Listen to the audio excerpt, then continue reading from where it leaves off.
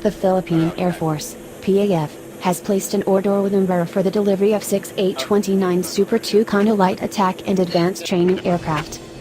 Through a comprehensive public bidding process, Embraer has been selected from among several manufacturers from around the globe. The Super Tucano aircraft passed stringent evaluation processes before being selected for the PAF's ongoing modernization plan. The PAF will use the new aircraft for close air support, light attack, surveillance, air-to-air interception, and counterinsurgency missions. The Super Tucano is the best light attack aircraft in the market, and we are confident that it will accomplish with excellence the missions it was selected for. Delivery of these aircraft is expected to begin in 2019.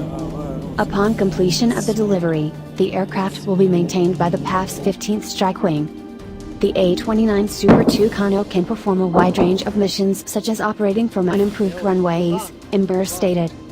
The Super Tucano's airframe has been designed with advanced technology and computer-aided tools that provide the aircraft with a potential service life of 18,000 hours for typical training missions, or 12,000 flying hours in operational environments, according to the company. To date, the aircraft has been selected by 14 air forces across the world. Soon the Philippines will be the next operator of this type of aircraft.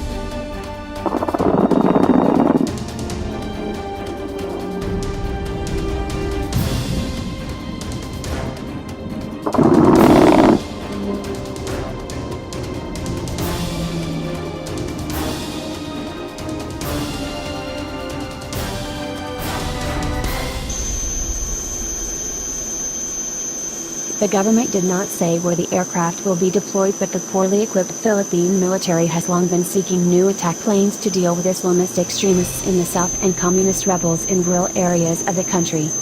The Philippine Air Force currently relies on U.S. surplus OV-10 planes for its bombing attacks against insurgents. These Vietnam War vintage planes saw action during the fighting from May to October against his followers who were ravaging parts of the southern Philippine city of Marawi.